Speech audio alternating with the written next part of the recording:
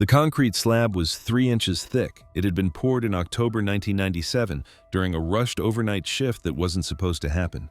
Beneath it, construction workers would find something in 2022 that had been there all along. A 15-year-old boy who never came home. His name was Daniel Reeves.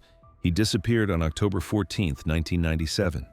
For 25 years, his family believed he had run away. The police believed he had run away. Everyone believed he had run away. They were wrong. Thanks for watching this video. I'm always curious who's watching and where you're from. Drop your city, the time, and what the weather's like where you are in the comments. If you're into this kind of story, make sure to subscribe. There are a lot more strange and unsettling cases coming. Now, let's get into the story. Let's go back to March 2022, Somerset Ridge, New Jersey. A half-finished residential complex that had been frozen in time since the late 90s.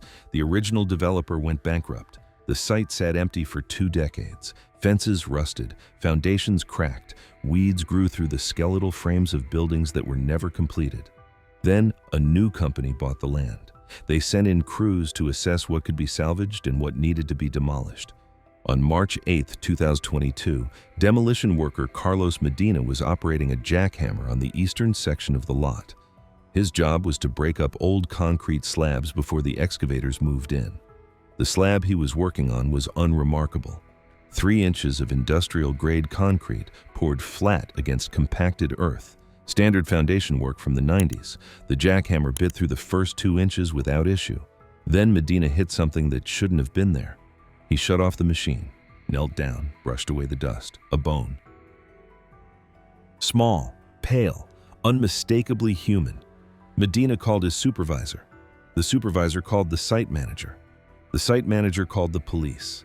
By noon, Somerset Ridge was a crime scene.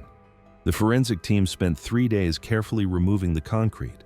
What they found beneath it stopped the construction project indefinitely. A complete human skeleton. Positioned on its side, knees slightly bent, arms folded across the chest. The bones were discolored from prolonged contact with the earth, but intact. No clothing remained. Fabric had decomposed over the years, but a few personal items survived. A class ring, a digital wristwatch with a cracked face, frozen at 4:47, a house key on a metal chain. Dr. Ellen Kozlowski, the county medical examiner, was called to the site. She conducted the initial assessment in a white tent erected over the excavation. The skeletal structure indicates a male, adolescent, approximately 14 to 16 years of age, she noted in her preliminary report. The remains show no obvious signs of perimortem trauma. No fractures, no cut marks, no blunt force indicators. Cause of death cannot be determined from skeletal analysis alone. But there was something else. Something that turned this from a tragic discovery into something far more disturbing: the position of the body. Kozlowski pointed it out to Detective Raymond Holt, who had been assigned to the case. Look at the way the skeleton is lying. It's not consistent with a fall or collapse. If he had fallen into an open foundation and been accidentally covered, we'd expect a different posture. This is almost deliberate, like someone placed him here. Holt crouched next to the remains. Placed him before or after death? That, Kozlowski said, I can't tell you. Not yet. The forensic team photographed everything, measured everything, cataloged every fragment of bone, every item found near the body. Then they carefully transported the remains to the county morgue for full analysis. Meanwhile, Holt started pulling records. The Somerset Ridge development had broken ground in 1995. Construction continued through 1997 before the developer, Meridian Homes LLC, filed for bankruptcy in early 1998. The site had been abandoned ever since. Holt requested all available documentation from the county archives: blueprints, work orders, inspection reports. Most of it was stored in dusty boxes in a basement records room. Some of it was missing entirely. But he found something useful: a construction timeline. The concrete slab where the body was found had been poured on October 15, 1997, a Wednesday, late in the evening, according to the work logs, an unscheduled pour completed outside normal hours. Holt cross-referenced that date with missing persons reports from the same period. There were 3 unsolved disappearances in Somerset County between 1995 and 1998, 2 adults, 1 juvenile. The juvenile case stood out immediately. Daniel Reeves, age 15, Tutas. Last seen October 14, 1997, one day before the concrete was poured. Holt opened the file. It was thin. The investigation had been minimal. Daniel was classified as a runaway within 48 hours of his disappearance. The case had never been actively pursued. Daniel lived with his parents, Mark and Susan Reeves, in a suburban neighborhood 3 miles from the Somerset Ridge construction site. He attended Jefferson High School. No disciplinary record, no history of running away, no known conflicts with his parents. On October 14, 1997, Daniel left school at 3:15 p.m. He was seen by classmates walking toward home. His usual route took him through a section of undeveloped land that bordered the construction site, a shortcut most local kids used. By 6 untangle, when Daniel hadn't returned home, his mother called the police. The responding officer filed a missing person report, but noted in his comments, "Mother states subject is shy, keeps to himself. Possible runaway scenario. Recommend waiting 48 hours before initiating search." No search was initiated. No follow-up interviews were conducted. Daniel Reeves simply became another name in a filing cabinet, until March 2022, when his bones were pulled from beneath 3 inches of concrete. Dr. Kozlowski completed her full autopsy 2 weeks after the remains were discovered. Her findings were inconclusive in some ways, definitive in others. "The dental records are a match," she confirmed to Holt during a meeting at the morgue. "It's Daniel Reeves, no question." "Cause of death?" Kozlowski shook her head. "I can't determine that from the skeletal remains. There's no trauma to the bones that would indicate violence, no signs of stabbing, bludgeoning, strangulation, nothing that leaves marks on bone. Soft tissue trauma, poisoning, asphyxiation, all of those are invisible once decomposition is complete." "So he could have been killed, or he could have died from natural causes?" "Theoretically, yes. But given the circumstances, a 15-year-old boy found under a concrete slab at a construction site, I think we can rule out natural causes." Holt leaned against the examination table. "What about the position of the body? You said it looked deliberate." "It does. The way he's lying suggests he was placed there, not thrown or dropped. But here's the part that bothers me." Kozlowski pulled up a photograph on her computer screen. It showed the skeleton in situ, still half embedded in the earth beneath the broken concrete. "Look at the arms. They're folded across the chest. That's not a natural position for someone who's been discarded or hidden in a panic. It's almost respectful." Holt studied the image. "So someone cared enough to position him carefully, but not enough to bury him properly? Or they didn't have time for a proper burial. Concrete was faster." Holt's jaw tightened. The concrete was poured the day after he vanished. That wasn't a coincidence. Someone knew he was there. Kozlowski didn't disagree. Holt reopened the 1997 missing person file and started building a new case. He contacted the original investigating officer, now retired. The man barely remembered Daniel Reeves. "Runaway case," the former officer said over the phone.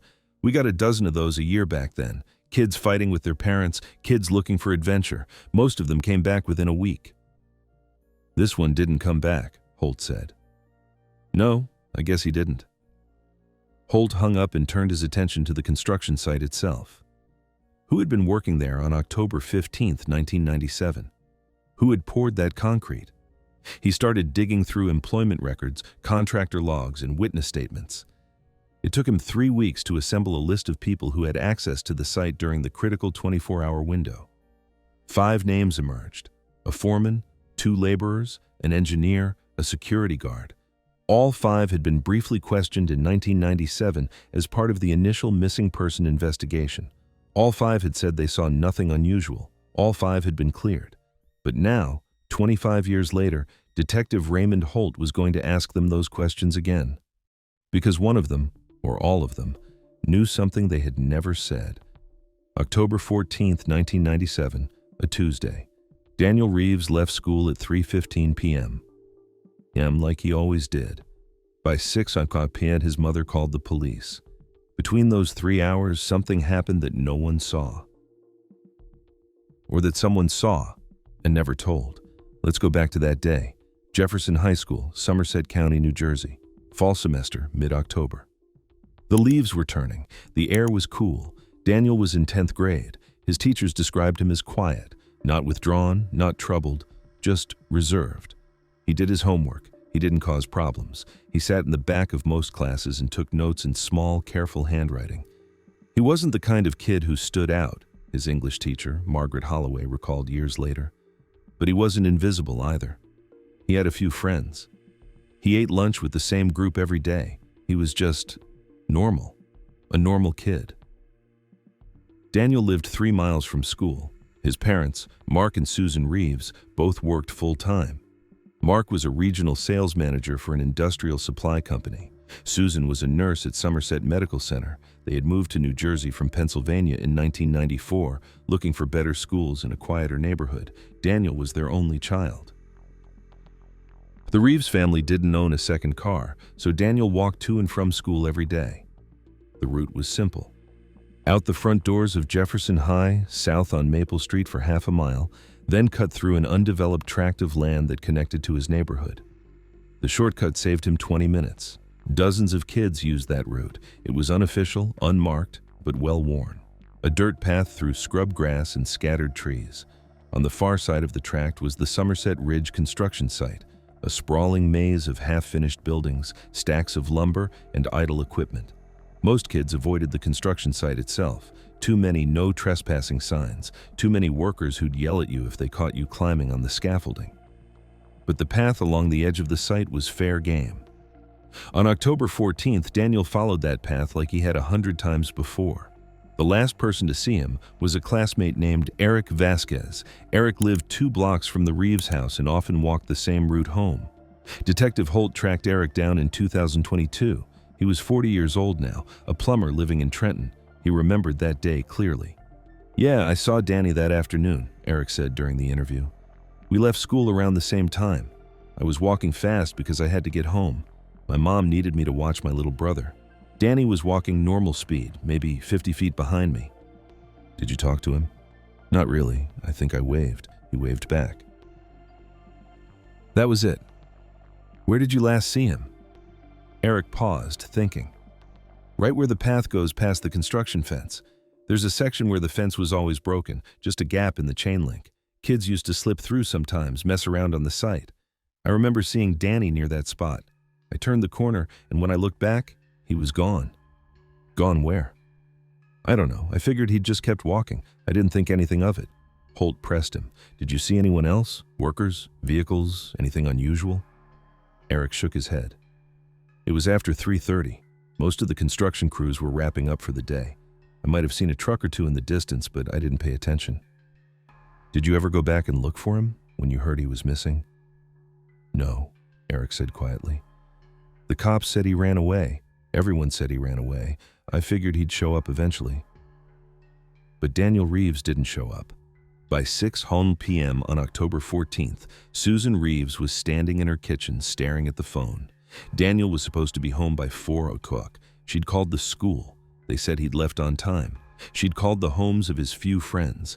None of them had seen him. At 6:15 p.m., she called the police. Officer Thomas Brennan responded to the call. He arrived at the Reeves house at 6:40 p.m. and took a statement from Susan and Mark. The police report from that night was brief. Holt read it in 2022 with growing frustration. Subject: Daniel Reeves, male, age 15, last seen leaving Jefferson High School at approximately 3:15 p.m. Mother reports subject failed to return home. Subject described as shy, introverted. No known conflicts with parents, no history of running away. Mother insists subject would not leave voluntarily. Father states subject has been distant in recent weeks but offers no specifics. Officer Brennan's notes continued. Preliminary assessment, possible runaway.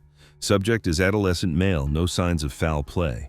Recommend monitoring situation for 48 hours before initiating active search. Parents advised to contact known friends and relatives. No search was conducted that night. No canvassing of the neighborhood. No volunteers organized to comb the woods or the construction site. Daniel Reeves was 15 years old. He had no money, no car, no phone. He had walked out of school on a Tuesday afternoon and vanished, and the police did nothing. Susan Reeves didn't wait. The next morning, October 15th, she drove to the construction site herself. She walked the path Daniel would have taken. She called his name until her voice went hoarse. She knocked on doors in the neighborhood, asking if anyone had seen her son. No one had. By noon, a few neighbors joined her. They searched the woods. They checked abandoned buildings. They walked every street within a 2-mile radius. They found nothing. Mark Reeves called the police again that afternoon. He demanded they start an official search. The dispatcher told him they were monitoring the situation and that most runaway teenagers returned home within 72 hours. He didn't run away, Mark said, his voice breaking. Something happened to him. But the police didn't believe him. 3 days later, on October 17th, the case was officially classified as a runaway. Detective Holt found the file note written by the supervising officer. No evidence of abduction or foul play. Subject likely left home voluntarily.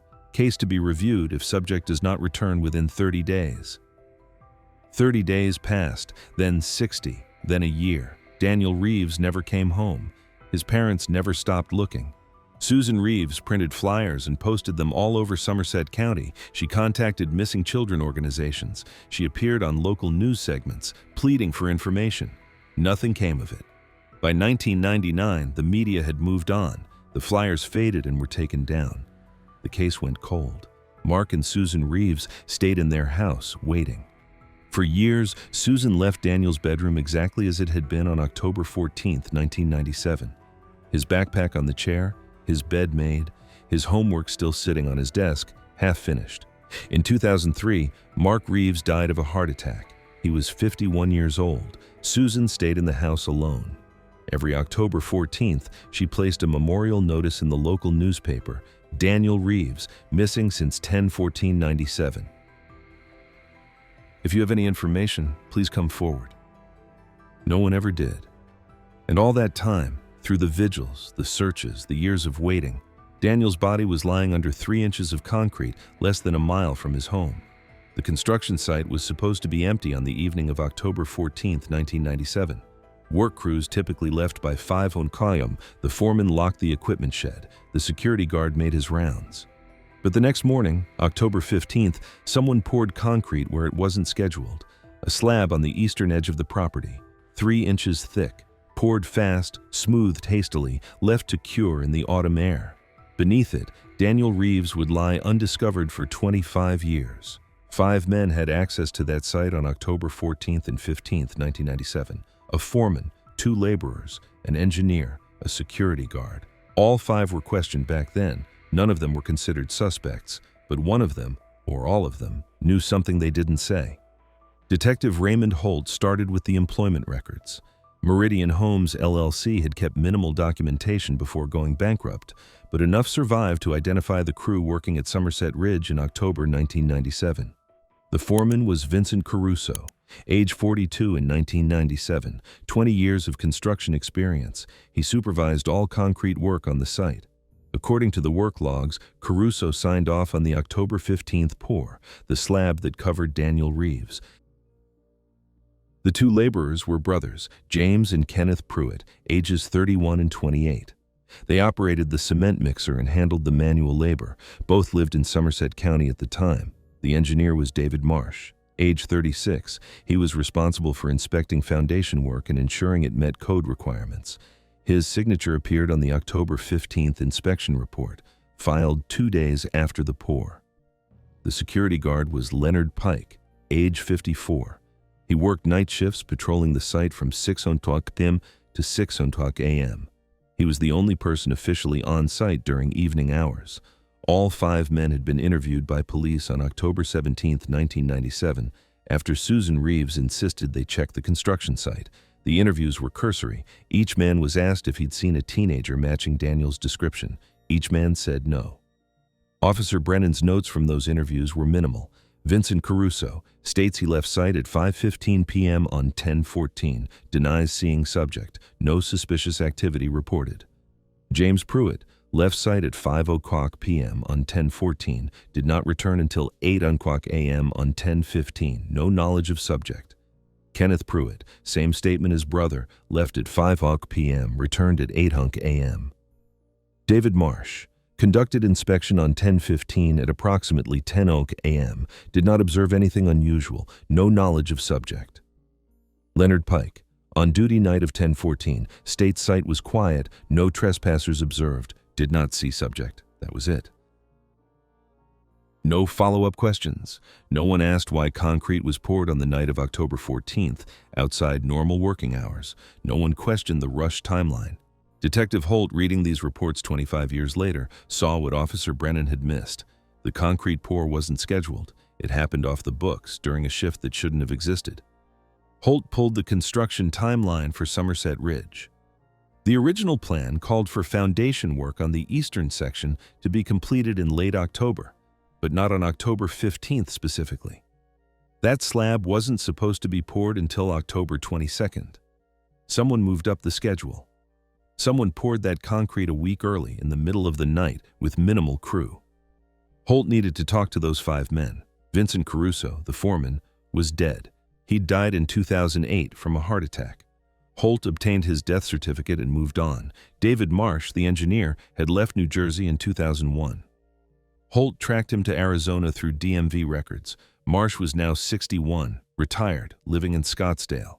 Holt called him. Marsh answered on the 3rd ring.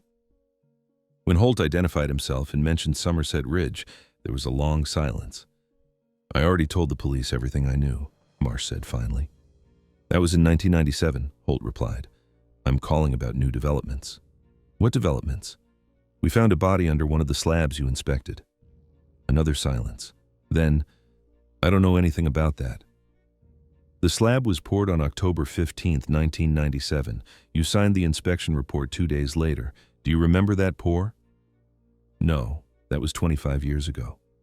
"Do you remember why it was poured off schedule, a week ahead of the timeline?" Marsh's voice tightened. "I don't remember. I inspected dozens of pours that year. They all blurred together." "This one shouldn't have. A 15-year-old boy disappeared the night before that concrete was laid down. His body was underneath it." Marsh didn't respond. "Mr. Marsh, if you know something—" "I don't," Marsh said sharply. "I inspected the slab. It passed code. That's all I know. Don't call me again." He hung up. Holt noted the reaction.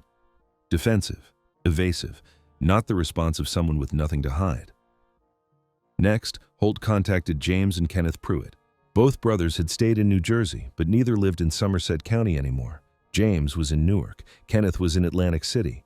Holt drove to Newark first. James Pruitt, now 56, worked as a building maintenance supervisor.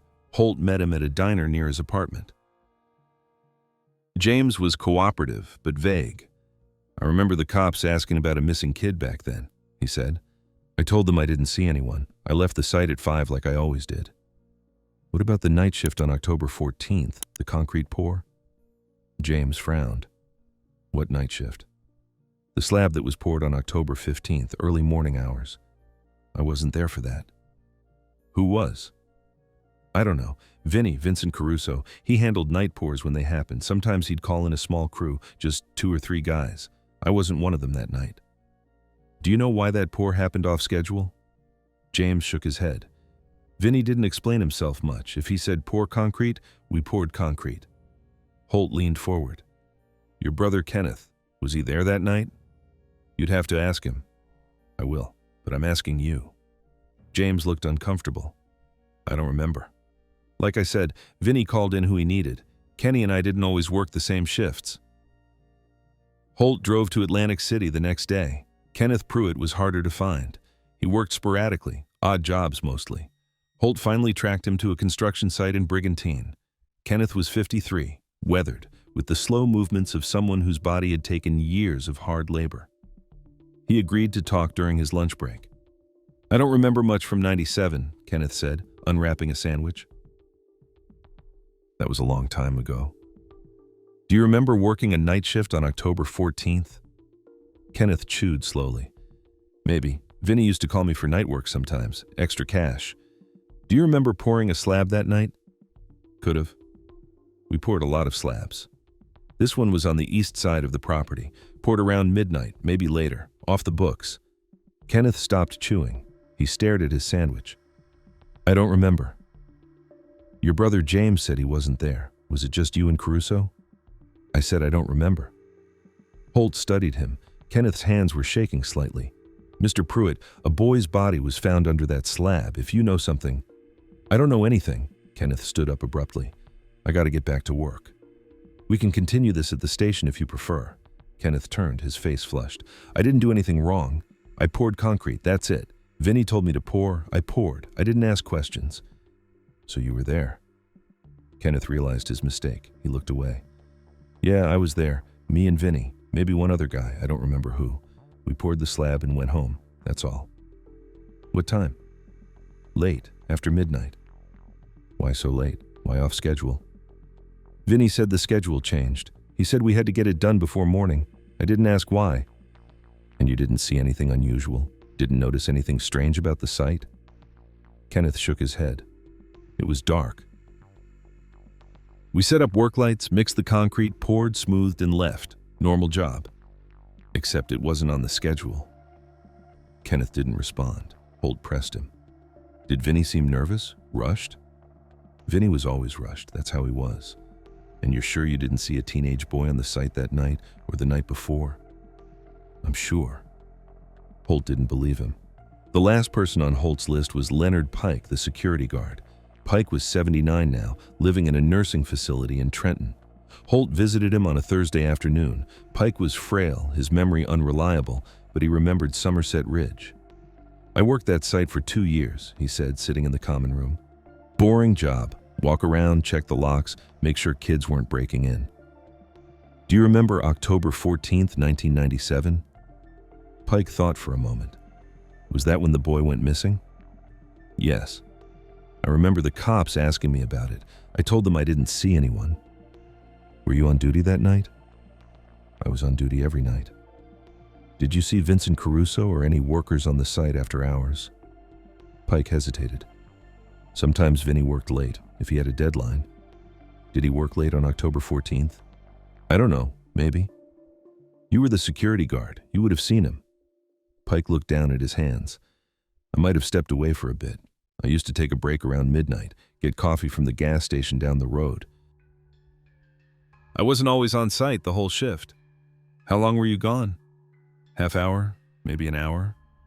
And when you came back, did you notice anything different? Pike frowned. Different how? Fresh concrete, work lights on, anything unusual? Pike was quiet for a long time. Then he said, I might have seen lights on in the east section, but I figured Vinny was working. I didn't think anything of it. Did you talk to him? No, I finished my rounds and stayed in the guard shack. Holt leaned closer. Mr. Pike, if you saw something that night, even something small, you need to tell me. Pike's eyes were distant. I didn't see anything. I was just doing my job. But his voice wavered when he said it. Holt left the nursing home with more questions than answers. 5 men had been on or near that site when Daniel Reeves disappeared. 1 was dead. 2 had left the state. The other 2 were lying. Someone had poured that concrete in the middle of the night, off the schedule, in a rush. Someone had buried Daniel Reeves under 3 inches of industrial-grade concrete and walked away. And 25 years later, no one was talking. There was no sign of violence on the bones, no fractures, no blade marks, no bullet holes. The medical examiner couldn't determine cause of death. But here's what they could determine. Daniel Reeves had been placed under that concrete within hours of his disappearance, maybe while he was still alive. Dr. Ellen Kozlowski delivered her final autopsy report to Detective Holt in April 2022. They met in her office at the county morgue. She had photographs spread across her desk, images of bones, measurements, forensic markers. I've gone over these remains 3 times, Kozlowski said. I've consulted with colleagues at the State Forensic Lab. The conclusion is the same. I cannot establish cause of death from skeletal analysis. No trauma at all? None that left marks on bone. No stab wounds, no gunshot wounds, no blunt force injuries. His ribs are intact. His skull is intact. There's no evidence of defensive wounds on his hands or arms. Holt stared at the photographs. So he wasn't beaten. He wasn't stabbed. He wasn't shot. Then how did he die? There are dozens of ways to kill someone without leaving marks on bone: asphyxiation, suffocation, poisoning, drowning, strangulation with a ligature that can crush the trachea without breaking neck vertebrae if done carefully.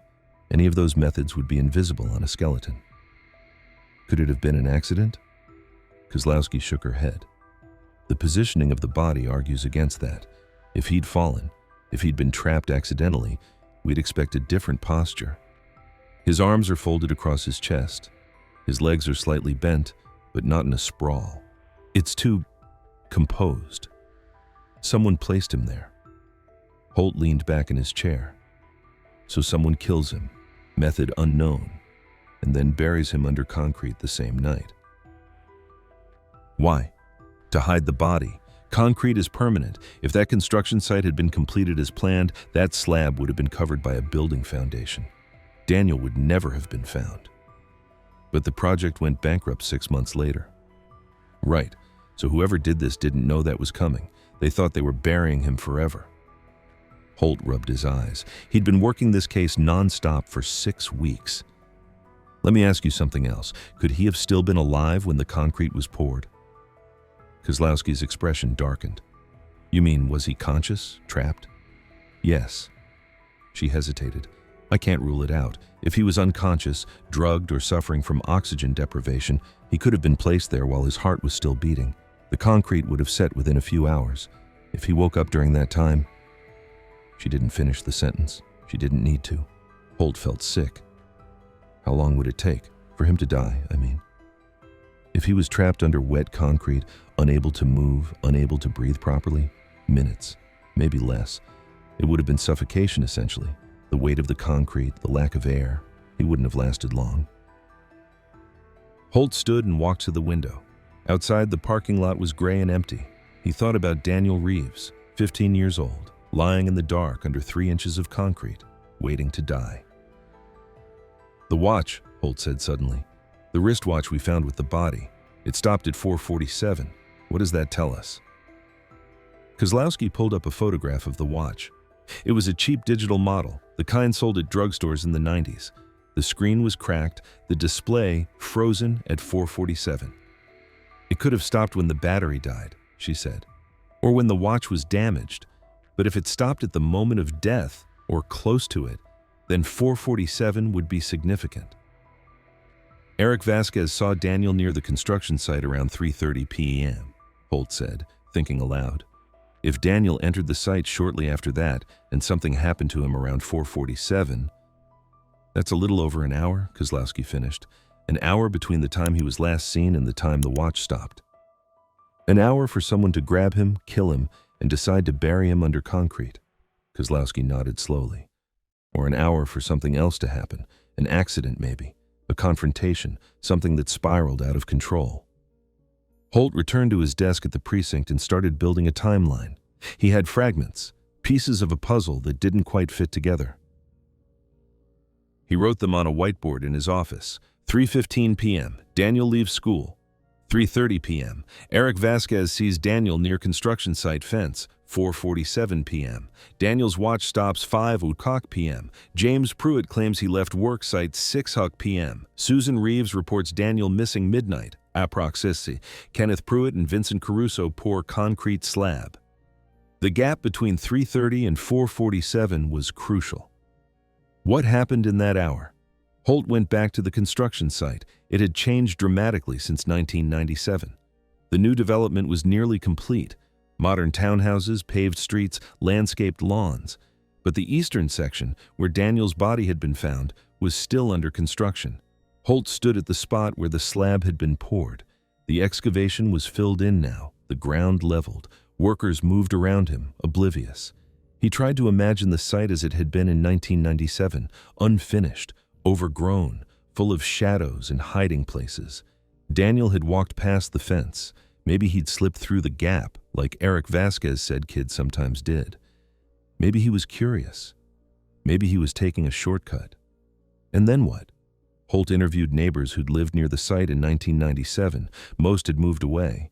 The few who remained had vague memories. One woman, Patricia Glenn, remembered something. She'd lived in a house that backed onto the construction site. She'd been home on October 14, 1997. I heard shouting that afternoon, she told Holt, around 4:30, maybe 5 o'clock. It sounded like men arguing.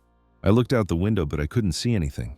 The site was too far away and there were trees in the way. Did you tell the police this in 1997? No, I didn't think it was important. Men argue on construction sites all the time. Do you remember what they were shouting about? She shook her head. I couldn't make out words, just raised voices. Holt added it to his timeline, shouting, around 4:30 or 5 p.m. after the watch stopped. He went back to Kenneth Pruitt, drove to Atlantic City unannounced, caught him coming off a job site. Kenneth saw Holt and his face went pale. I told you everything I know. No, Holt said. You didn't. You told me you poured concrete with Vincent Caruso. You said it was after midnight, but you didn't tell me why. I don't know why. Vinny told me to do it, so I did it. A neighbor heard shouting that afternoon, around the time Daniel disappeared. Were you there? Kenneth's jaw tightened. I left at 5, I told you that. Your brother said the same thing, but I don't think either of you are telling the truth. Talk to my lawyer. You need a lawyer now? Kenneth turned and walked away. Holt didn't follow. He'd pushed hard enough. Kenneth was scared. And scared people made mistakes. Holt returned to the precinct and pulled the bankruptcy records for Meridian Homes, LLC. The company had collapsed in early 1998, buried under debt and legal disputes. Most of the documentation had been destroyed or lost. But Holt found something in the archived files, a memo dated October 20th, 1997. It was from David Marsh, the engineer, to the project manager. The memo was brief. Inspection of eastern section slab completed 10/17/97. Slab passes code but was poured outside scheduled timeline. Recommend documentation review to ensure compliance with contract terms. Marsh had noticed. He'd flagged the irregular pour, but nothing had come of it. The project manager had filed the memo and moved on. Holt called Marsh again. This time, Marsh's lawyer answered. My client has nothing further to say, the lawyer said. He's cooperating fully with the investigation, but he will not be participating in additional interviews. He's not cooperating, Holt said. He's hiding. That's your opinion, detective. My client fulfilled his duties as an engineer in 1997. He has no knowledge of any criminal activity. Then why does he need a lawyer? The line went dead. Holt sat in his office, staring at the whiteboard. 5 men, 1 dead, 2 out of state, 2 refusing to talk, and beneath it all, the same question. What happened to Daniel Reeves between 3:30 and 4:47 on October 14, 1997? The answer was in that construction site, in the gap in the fence, in the voices shouting in the late afternoon, in the rushed decision to pour concrete in the middle of the night. Someone had made a choice that day, a choice to hide what happened. A choice to bury the evidence under 3 inches of concrete and hope it would never be found. But it had been found. And Detective Raymond Holt wasn't going to let it go. The case is still open. Vincent Caruso died without talking. David Marsh hired a lawyer and stopped answering calls. Kenneth Pruitt changed his story 3 times, and somewhere in all of that, in the silences and the contradictions, the truth about what happened to Daniel Reeves is buried just as deep as his body once was. Detective Raymond Holt submitted his final report to the Somerset County Prosecutor's Office in June 2022. The report was 87 pages long. It detailed every interview, every piece of evidence, every timeline discrepancy. The conclusion was blunt. Probable homicide, manner of death undetermined, insufficient evidence to charge any individual at this time. The prosecutor reviewed the case and agreed. Without a confession, without physical evidence tying any specific person to the crime, there was no path to prosecution. The case would remain open, but inactive. Holt wasn't satisfied. He kept digging. In July, he obtained Vincent Caruso's employment records from Meridian Homes. Buried in the paperwork was a disciplinary note from September 1997, 1 month before Daniel disappeared. The note was written by the site manager. Caruso reprimanded for allowing unauthorized individuals on site, warned that repeat violations will result in termination. Unauthorized individuals. Holt didn't know what that meant. Trespassers, friends, family. He tracked down the site manager who'd written the note. The man was retired, living in Florida. Holt called him. "I don't remember specifics," the manager said, "but Vinny had a habit of letting people hang around the site after hours. His nephew, I think, maybe some friends. I told him to cut it out. OSHA violations, insurance liability, all that." "Do you remember names?" "No, it was 25 years ago." Holt thanked him and hung up. Another dead end. But the note stayed with him. If Caruso had been letting people onto the site in September, had he done the same in October? Had Daniel wandered onto the site and encountered someone who shouldn't have been there? Holt returned to Kenneth Pruitt one more time. This time, he brought leverage. He met Kenneth outside his apartment in Atlantic City. Kenneth tried to walk past him, but Holt blocked his path. "I know you were there," Holt said. "I know you helped pour that concrete, and I know Vincent Caruso didn't do this alone." Kenneth's face was pale. "I didn't do anything." "Then tell me what happened. Tell me the truth, and maybe we can figure out who did." Kenneth looked around, nervous. "I can't." "Why not?" "Because I don't know. I swear to God, I don't know what happened to that kid." "But you saw something." Kenneth hesitated. Then quietly, "Vinny called me that night. Late. Around 11. He said he needed help with an emergency pour. I asked what the emergency was. He said the schedule changed, and we had to get a slab done before morning. I didn't ask questions. I just showed up. Who else was there? Just me and Vinny. We mixed the concrete, poured it, smoothed it. The whole thing took maybe 2 hours. Vinny was in a hurry the whole time, kept checking his watch, kept telling me to work faster." "Did he say why?" "No, and I didn't ask. You didn't question Vinny. He was the boss." "Did you see anything unusual, anything on the ground before you poured?" Kenneth's hands were shaking. "It was dark. We had work lights, but they didn't cover everything. I thought I saw something under the tarp." "What tarp?" "There was a tarp laid out where we were supposed to pour. Vinny said it was to keep the ground dry, but I saw the edge of it move, like there was something underneath. I asked Vinny about it. He told me to mind my own business and keep working." Holt's pulse quickened. "You think Daniel was under that tarp?" "I don't know. I didn't look. I didn't want to know." "So you poured concrete over it?" Kenneth's voice broke. "I didn't know there was a kid under there. I swear I didn't know. I thought maybe Vinny was hiding tools or materials he'd stolen or I don't know what. I didn't think it was a person." "But you suspected something." "Yeah, I suspected something. And I kept my mouth shut because I needed the job." Holt stared at him. "You helped bury a 15-year-old boy, and you said nothing for 25 years. Kenneth's face crumpled. "I didn't know. I didn't know." Holt left him standing there. Kenneth Pruitt would live with that guilt for the rest of his life. But guilt wasn't evidence. It wasn't enough to bring charges. Holt went back to the prosecutor. He presented Kenneth's statement. The prosecutor read it and shook his head. "It's not enough. He didn't see the body. He didn't witness a crime.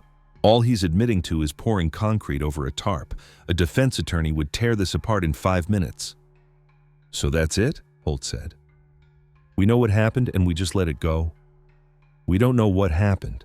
We know Daniel Reeves ended up under that concrete. We know Vincent Caruso was involved. But we don't know how Daniel died, and we don't know if Caruso acted alone. Without more evidence, there's no case."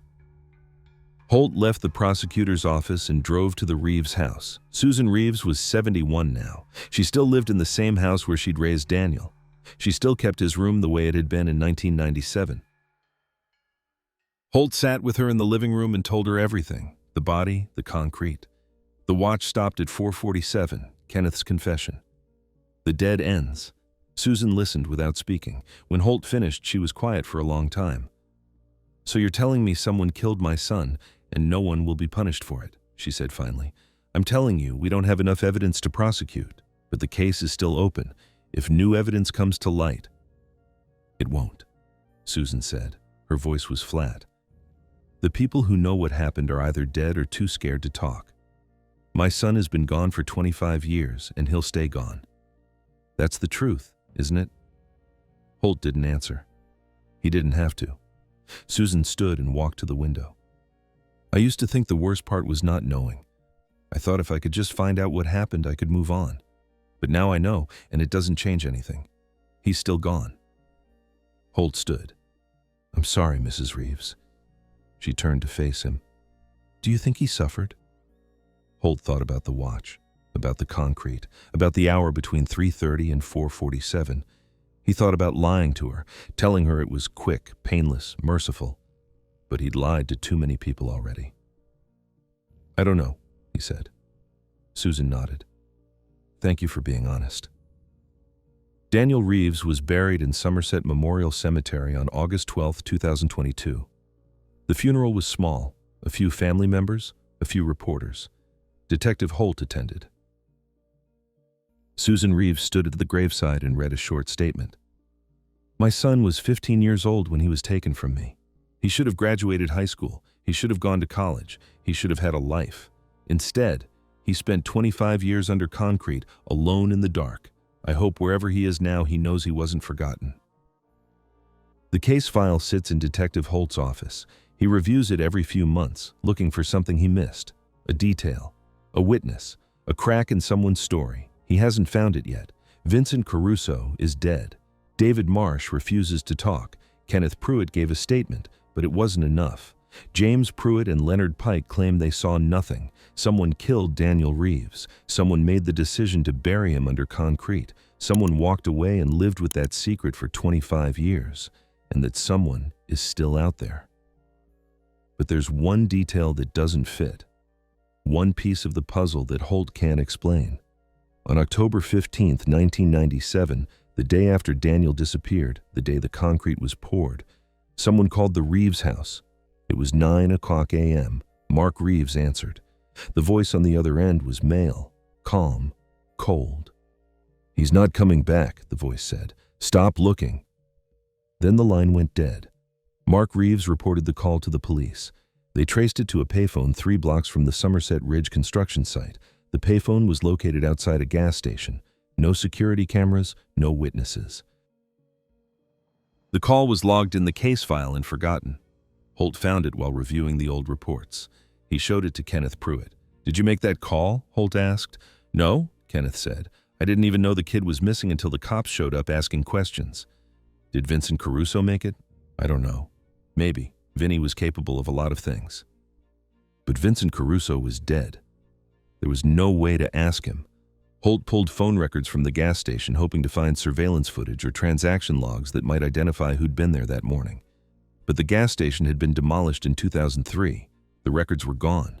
The voice on the phone, the voice that knew, before the body was found, before the investigation began, that Daniel Reeves was never coming home, remains unidentified. Whoever made that call knew exactly what had happened, and they wanted the family to stop looking. 25 years later, the concrete is gone. The body has been buried. The case is open but cold. But the voice on that phone, the voice that knew, is still out there. Silent. Waiting.